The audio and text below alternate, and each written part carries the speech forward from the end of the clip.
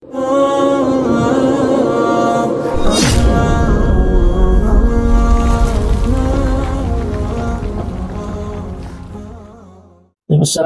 warahmatullahi wabarakatuh. Alhamdulillahi ala ihsanih wa syukru lahu ala taufiqihi wa imtinanih wa ashhadu an la ilaha illallah wahdahu la syarika lahu ta'ziman li sya'nih wa ashhadu anna nabiyyana Muhammadan abdullahi wa rasuluhu ad-da'i ila ridwan. Allahumma salli alaihi wa ala alihi wa sahabatihi wa ikhwanihi amma ba'd.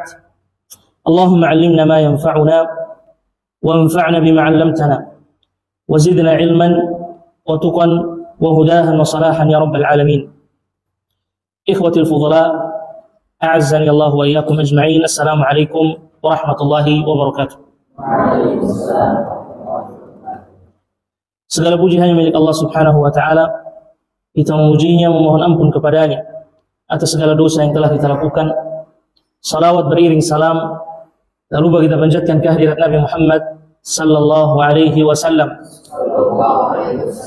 kepada para keluarganya, sahabatnya, serta pengikut-pengikutnya hingga hari kiamat kelak. Pada kesempatan kali ini, alhamdulillah Allah Subhanahu wa taala kembali mempertemukan kita dalam rangka untuk mempelajari adab-adab bagi seorang muslim. Ketika banyak dari manusia, kalau mereka ingin liburan itu mereka kemana? Ke laut, subhanallah. Kemana lagi? Ke jungle land, subhanallah. Kemana? Ke Curug. Kemana lagi? Ke puncak, subhanallah. Akan tetapi kita penuntut ilmu syar'i, liburan kita kemana, ikhwan fillah? Taman-taman surga, subhanallah. Nabi sallallahu alaihi wasallam bersabda, "Idza marartum bi riyadil jannati farta'u," kata Nabi SAW. Jikalau kalian lewat dari taman-taman surga, maka mampirlah sebentar. Di dalam sebuah riwayat dikatakan fajlisu, duduklah sebentar. Al-Imam Atha ibn Rabah ketika Rasulullah sallallahu alaihi wasallam ditanya oleh para sahabatnya, "Wa mar riyadul jannati ya Rasulullah?" Dan apa taman dari taman-taman surga tersebut wahai Rasulullah sallallahu alaihi wasallam? Maka Rasulullah sallallahu alaihi wasallam menjawab apa? Hilaquz dzikr. Hilaqu adz-dzikr.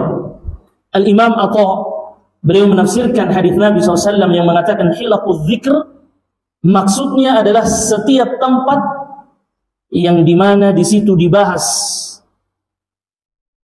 kebenaran dari yang salah, diungkap di dalam situ mana yang hak dan mana yang batil, maka itu termasuk majalisul dzikr atau hilaquz dzikr. Ringkasnya majelis ilmu. Subhanallah.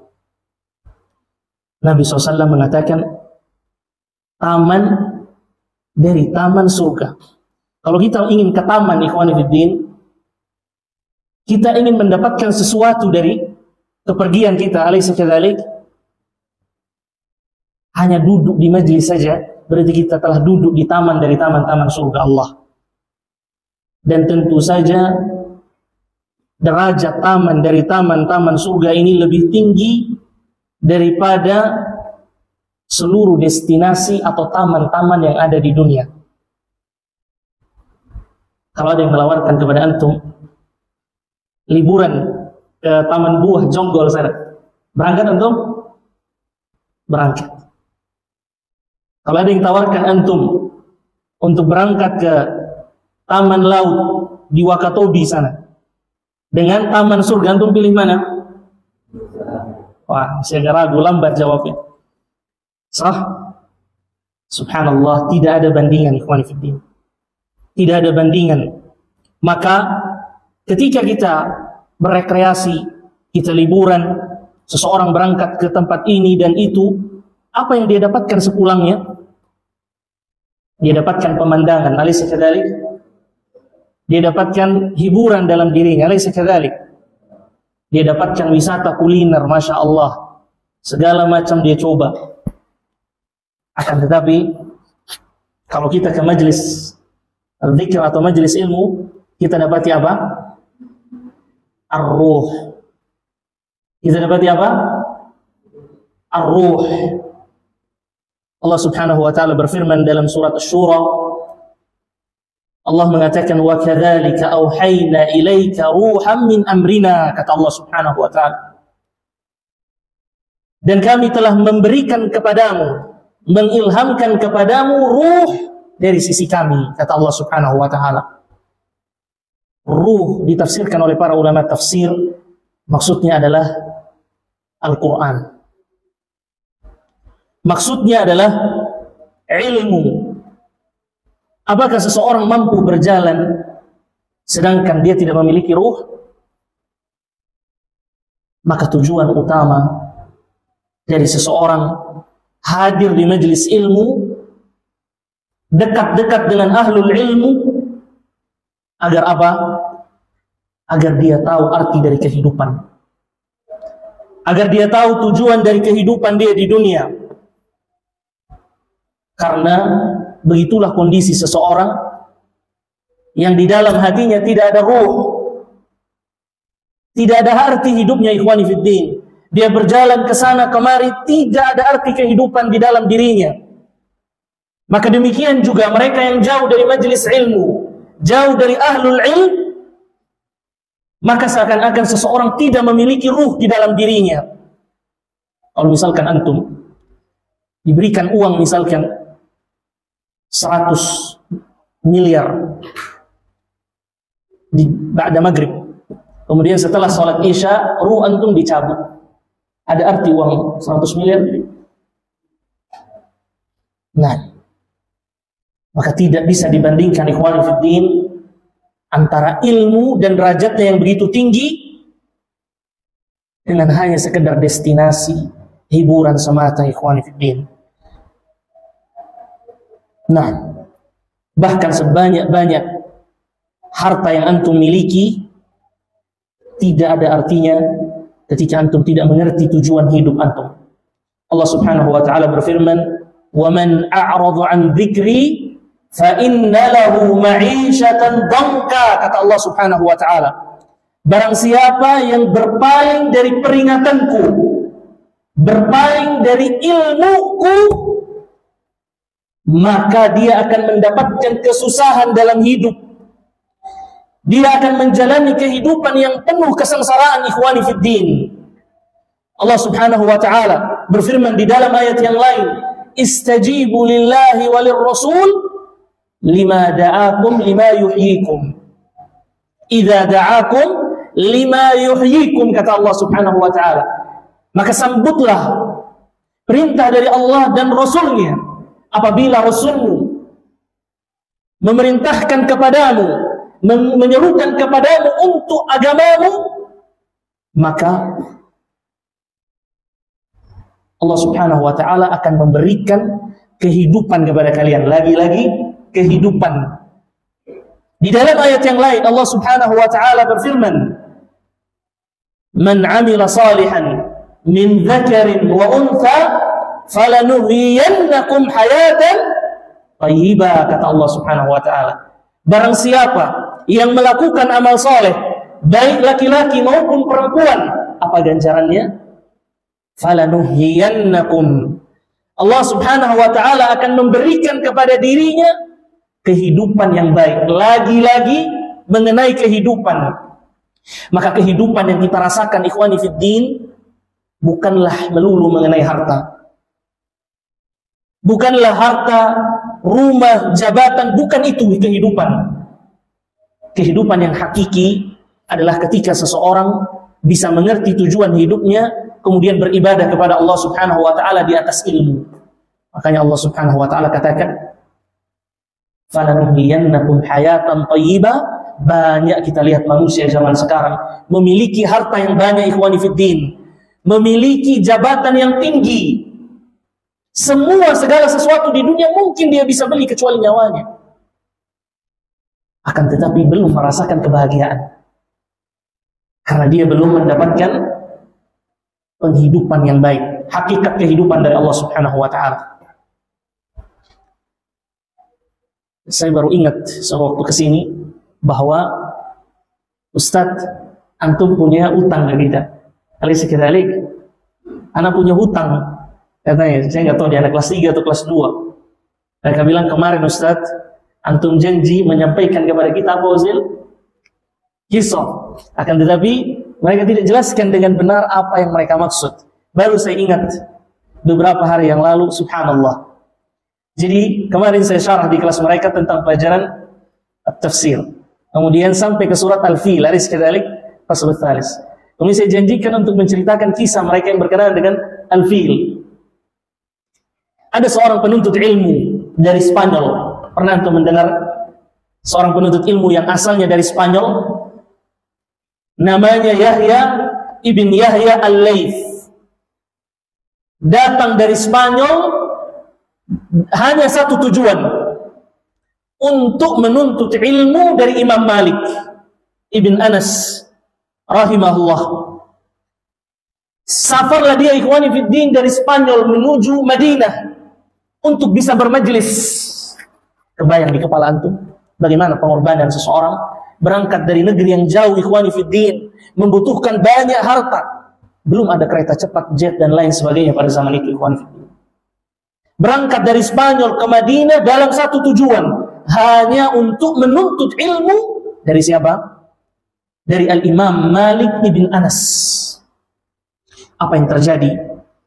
Ketika dia telah menuntut ilmu bersama Al-Imam Malik rahimahullahu ta'ala, suatu ketika terjadi suatu hal di majelis, dan Al-Imam Malik tidak tahu bahwasannya di sana, di dalam majelisnya ada seseorang penuntut ilmu dari Spanyol, Yahya ibn Yahya Al-Layth. Duduklah dia ikhwani fiddin. Kemudian terdengar teriakan riuh suara penduduk kota Madinah. Ribut ikhwani fiddin, ternyata lepas gajah ikhwani fiddin dalam jumlah yang banyak. Tiba-tiba gajah itu lepas memasuki kota Madinah. Spontan orang-orang lari mengeluarkan. Jadi para penuntut ilmu tiba-tiba hilang dari majelis ilmu melihat gajah. Nah, tiba-tiba Imam Malik ngomong sendiri.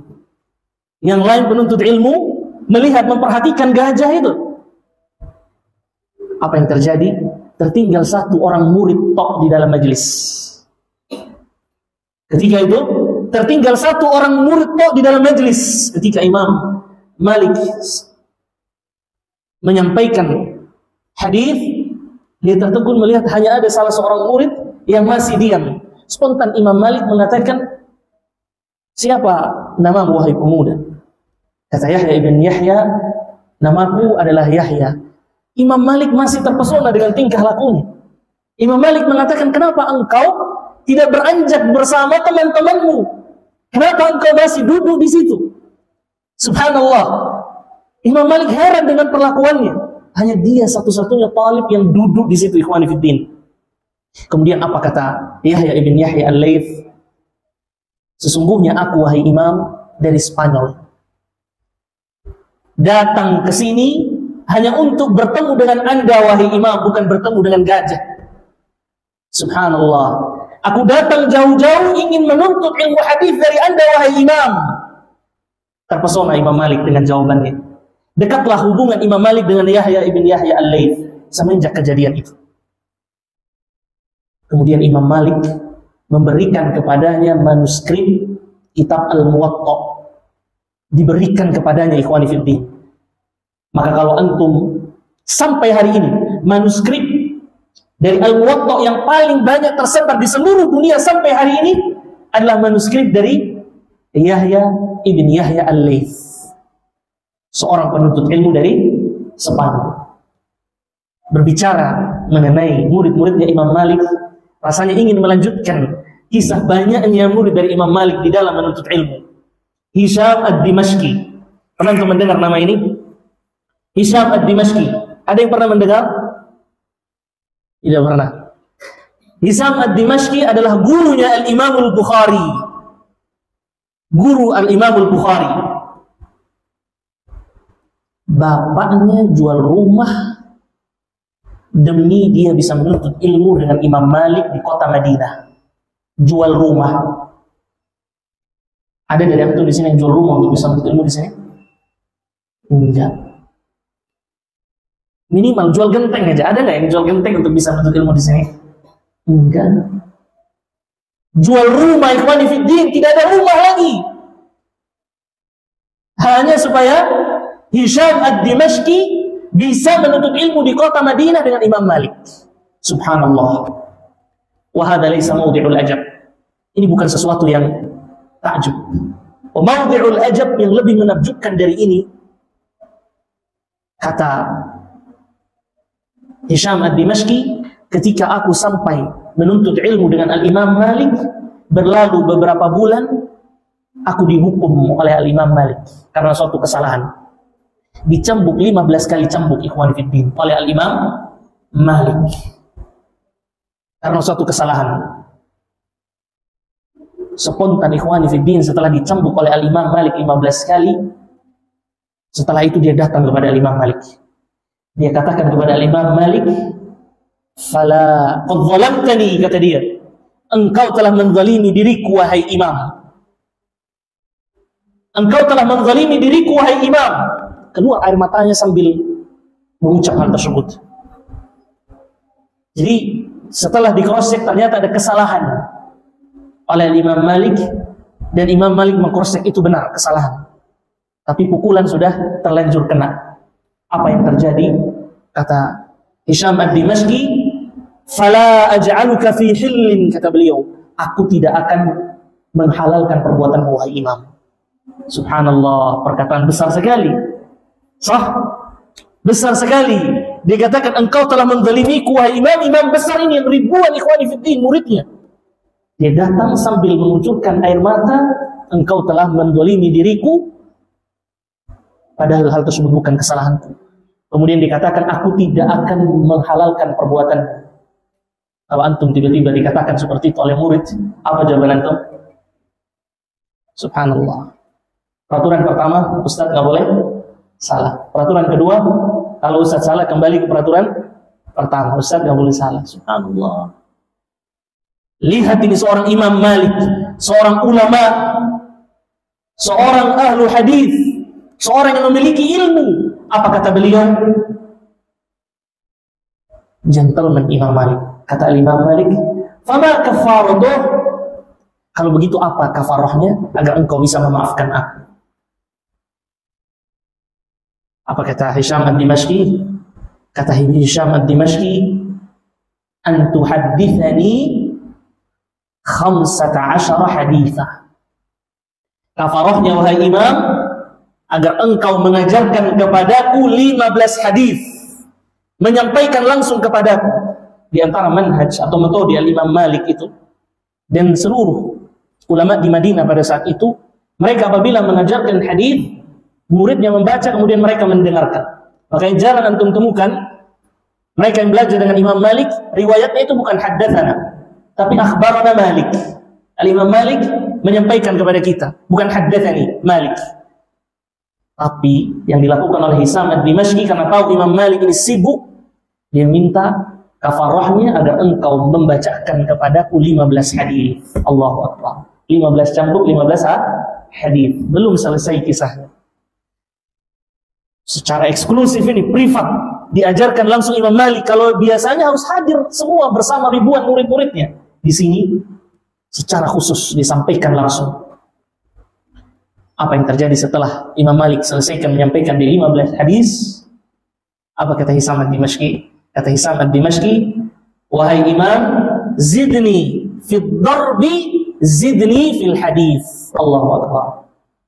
Tambah lagi pukul wahai imam, akan tetapi jangan lupa tambah lagi hadis. Allahu Akbar. Subhanallah. Maka guru itu bagaimanapun kedudukannya, bagaimanapun keilmuannya, tetap saja mereka bisa melakukan kesalahan. Karena mereka juga manusia. mungkin ada hal-hal yang keliru di dalamnya. Maka di antara adab penuntut ilmu adalah dia menutup mata dari hal-hal seperti itu jika terjadi pada gurunya. Jangan menjadikan kekurangan manusiawi yang ada pada manusia menyebabkan dia diharamkan daripada ilmu yang berada dalam gurunya tersebut. Nah, baik. Dakhala waqtul adzan. Subhanallah. Baik, silakan adzan kemudian kita lanjutkan. Alhamdulillahirabbil alamin wassalatu wassalamu ala Rasulillah amma ba'd. Baik, kita lanjutkan ikhwan fi din azani Allah wa iyyakum ajma'in. Babus salam, dan insyaallah taala pembahasan ini akan menjadi pembahasan terakhir dari babus salam. Baik. Poin berikutnya atau ada berikutnya yang berkenaan dengan babus salam adalah jawazus salam bil isyarati li'udhrin. Bolehnya mengucapkan salam dengan isyarat karena ada uzur. Nah, ini adalah adab berikutnya di dalam babus salam. Mengucapkan salam dengan isyarat, hukum asalnya itu dilarang oleh para ulama. Karena amalan tersebut merupakan amalan ahlu kitab. Jadi ketika seseorang mampu mengucapkan salam dengan lisannya, kemudian diucapkan dengan isyarat, maka hal tersebut dilarang. Kapan hal tersebut dibolehkan? Apabila dia orang yang uzur misalkan, tidak mampu untuk mengucapkan salam pada saat itu, maka diperbolehkan baginya untuk menggunakan isyarat. Ustaz, contoh uzur apa Ustaz? Bisu orangnya misalkan. Alaysa kadzalik? Nah, atau dalam kondisi keadaan tertentu yang dia terhalangi dari mengucapkan salam. Nah, baik, Al-Imam At-Tirmidzi meriwayatkan sebuah hadis tentang larangan mengucapkan salam dengan isyarat ini. Akan tetapi hadis tersebut beliau sendiri mengatakan hadis gharib. Akan tetapi Al-Imam An-Nasa'i meriwayatkan dengan sanad yang jayyid dari Jabir radhiyallahu anhu, kemudian dia merafa'kannya kepada Nabi sallallahu alaihi wasallam. Dia mengatakan bahwasanya Nabi SAW bersabda, "La tusallimu taslimal yahudi." Janganlah kalian menyampaikan salam seperti salamnya orang-orang Yahudi. Bagaimana sih salamnya? Fa inna taslimahum birru'usi wal akuffi wal isyarati. Karena cara penyampaian salam mereka adalah dengan kepala, tangan, telapak tangan mereka, dan isyarat. Jadi kita di dalam Islam dianjurkan untuk tidak meniru perilaku orang Yahudi dan Nasrani. Bahkan kita dianjurkan untuk menyelisihi mereka. Maka salah satu adabnya, kita tidak mengucapkan salam dengan isyarat apabila kita tidak ada uzur. Nah, baik. Adab yang berikutnya tentang jawazus salam 'ala al-musalli wa radduhu bil isyarah. Dibolehkan mengucap salam kepada orang yang sedang sholat dan orang yang sedang sholat tersebut menjawabnya dengan isyarat.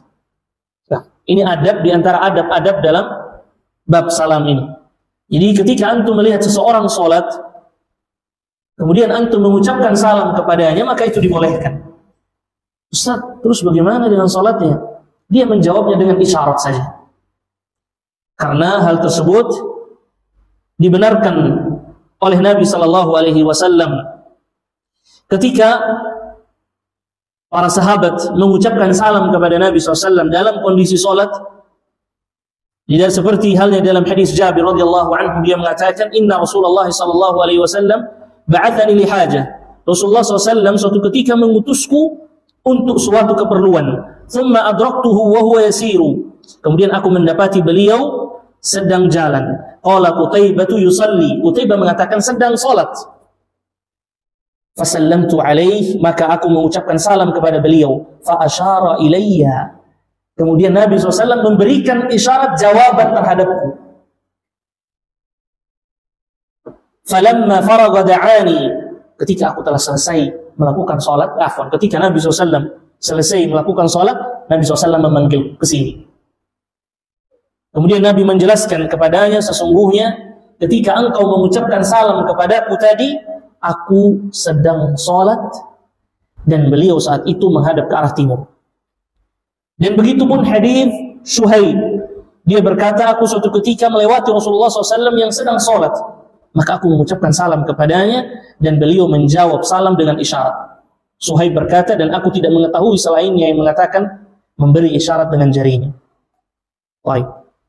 Ini adalah kumpulan hadis yang menjelaskan kepada kita tentang kebolehan menjawab salam dan melemparkan salam kepada orang yang lagi sholat. Kemudian menjawabnya dengan isyarat. Wadih hadza ikhwani? Nah, adab yang berikutnya, jawazus salam ala talil Quran wa wujub radduh. Dibolehkan mengucapkan salam kepada orang yang sedang membaca Al-Quran dan wajib menjawab, kata beliau.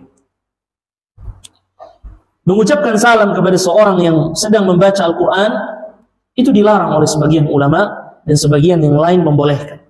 Dan yang benar adalah kebolehan mengucapkan salam kepada orang yang sedang membaca Al-Quran karena tidak ada nas yang melarang. Sedangkan hadis yang menjelaskan tentang keutamaan salam bersifat umum. Ketika keumuman tersebut berada dalam satu nas, maka wajibnya kita melaksanakannya sesuai dengan keumuman sampai ada dalil yang mengkhususkan. Dan tidak ada dalil. Ketika kita sholat saja boleh, apalagi membaca Al-Quran. Nah, jadi tidak ada dalil yang mengeluarkan orang yang sedang membaca Al-Quran dari keumuman nas-nas yang menekankan untuk menyebarkan salam dan kewajiban menjawabnya. Meskipun seorang sibuk dengan zikir yang paling utama, yaitu membaca Al-Quran, tidak mencegahnya untuk mengucapkan salam kepadanya. Al-Lajnah Daimah, Diyar Mufti Saudiyah, mereka ketika ditanya tentang pertanyaan yang serupa mengatakan dibolehkan mengucapkan salam lebih dahulu kepada orang yang sedang membaca Al-Quran dan dia wajib menjawab salam. Nah, kemudian adab yang berikutnya berkenaan dengan istihbabus salam inda dukhulil bait. Dianjurkan untuk mengucapkan salam ketika masuk ke rumah. Ustaz, bukankah itu sudah bahas ini Ustaz? Dari awal yang pembahasan. Maksudnya di sini adalah ketika antum memasuki rumah yang kosong. Jadi ketika antum mendapati rumah antum kosong, misalnya antum balik dari jungle land tadi, ya, satu keluarga, kemudian rumah itu dalam kondisi kosong, maka dikatakan oleh para ulama bersifat anjuran seseorang mengucapkan salam ketika memasuki rumah yang kosong. Dari Abdullah bin Umar radhiyallahu anhu, dia berkata, bila mana seseorang masuk ke rumah yang tidak ada orang di dalamnya, maka hendaklah dia mengucapkan assalamu alayna wa ala ibadillahis salihin. Keselamatan atas kami dan atas hamba-hamba Allah yang saleh. Nah, itu salamnya. Bentuk salamnya seperti ini. Assalamu alayna wa ala ibadillahis salihin. Nah, sekarang antum baru tahu adabnya ketika memasuki rumah yang kosong, ada juga salamnya. Nah, dan Ibnu Hajar Al-Asqalani berkata bahwa termasuk dalam keumuman perintah menebarkan salam adalah menebarkan salam untuk diri sendiri juga. Subhanallah. Jadi ketika kita mengucapkan salam, anjuran untuk mengucapkan salam bahkan untuk diri sendiri. Yang kita tahu selama ini salam itu untuk orang lain, tapi ternyata ketika kondisinya seperti ini, maka dianjurkan salam untuk diri sendiri. Nah, baik. Adab yang berikutnya adalah menjawab salam kepada orang yang mengirim salam dan yang menyampaikannya. Ini dijelaskan dalam sebuah hadis bahwa seseorang datang kepada Nabi SAW dan berkata, sesungguhnya ayahku mengucapkan salam untukmu. Lalu Rasulullah SAW bersabda, wa alaika wa ala abika salam. Atasmu dan atas ayahmu salam keselamatan. Dan pada hadis Ummul Mukminin Aisyah radhiyallahu taala anha, dia berkata, sesungguhnya Nabi SAW bersabda kepadanya, inna Jibril yaqra'u alaiki salam, faqalat, sesungguhnya Jibril, malaikat Jibril mengucapkan salam untukmu wahai Aisyah. Maka Aisyah pun menjawab, wa alaihi salam wa rahmatullah. Dan Aisyah mengucapkan salam kepada Jibril juga, wa alaihi salam wa rahmatullah. faedah dari adab ini, Ibnu Abdul Bar mengatakan bahwa seseorang laki-laki berkata kepada Abu Dzar, "Fulan mengucapkan salam untukmu." Abu Dzar berkata, "Hadiah yang baik dan bawaan yang ringan." Nah, baik. Adab terakhir insyaallah taala berkenaan dengan adab salam ini adalah pembahasan mengenai minas sunnati ilqa'us salam qabla mufaraqatil majlis. Termasuk perkara sunnah adalah seorang salam sebelum dia meninggalkan majlis. Nah, ini banyak sekali ditinggalkan ikhwani fiddin. Ketika dia meninggalkan majlis, dia tidak mengucapkan salam. Nah, berlaku juga, saya baru ingat sekarang pembahasan yang kemarin, ketika seseorang chat dengan temannya ikhwani fiddin atau mengirim risalah, hendaklah dia salam terlebih dahulu, seperti halnya dia bertemu. Naam, karena itu adab ikhwani fiddin. Maka ketika kita mempelajari ilmu untuk diamalkan, bukan sekedar untuk kita dengar kemudian kita tinggalkan. Waliya'udzubillah. Nah, baik, termasuk sunnah mengucapkan salam sebelum meninggalkan majlis. Sebagaimana disunnahkan ketika datang kepada sebuah majlis, maka disunnahkan pula mengucapkan salam ketika kita meninggalkan majlis. Dari Abu Hurairah radhiyallahu anhu, dia berkata Rasulullah SAW bersabda, "Idza intaha ahadukum ila majlisi falyusallim." Jika salah seorang dari kalian datang ke majlis, maka ucapkanlah salam. Fa in badalahu an yajlisa falyajlis. Jika hendak duduk, maka duduklah, kata Nabi SAW. Thumma idza qama falyusallim. Kemudian bila dia bangun, maka ucapkanlah salam. Falaysatil ula biha haqqa minal akhirah. Kemudian mengucapkan salam yang pertama tidaklah lebih layak dari pengucapan salam yang terakhir. Maksudnya, sebagaimana kita dianjurkan mengucapkan salam di awal pertemuan, maka demikian juga kita mengucapkan salam di akhir majelis. Wasiat terakhir dari Ustaz pribadi, Ustaz ingin menyampaikan suatu nasihat dari Syekh Saleh Al-Utsaimin. Kata beliau, tidaklah penuntut ilmu dikatakan penuntut ilmu yang hakiki, penuntut ilmu yang sebenarnya, kecuali penuntut ilmu yang sudah 1000 majlis, semangatnya masih tetap sama dengan majlis yang pertama. Kebiasaan penuntut ilmu ikhwani fiddin, ketika dia baru pertama kali hadir di majlis ilmu, semangat ikhwan. Ketika sudah berlalu 10 majlis, 20 majlis, mulai turun semangatnya. Maka kata beliau, bukanlah penuntut ilmu mereka yang sudah berlalu majlis yang begitu banyak, semangatnya juga turun begitu banyak. Akan tetapi penuntut ilmu yang hakiki, yang sebagaimana semangatnya di awal, sama semangatnya dengan ketika majelisnya sudah 1000 kali.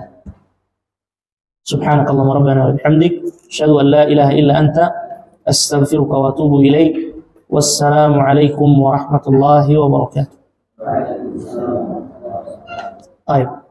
Fadhal yang ingin tanya jawab berkenaan dengan al-adab, dipersilakan. Fadhal. Fadhal.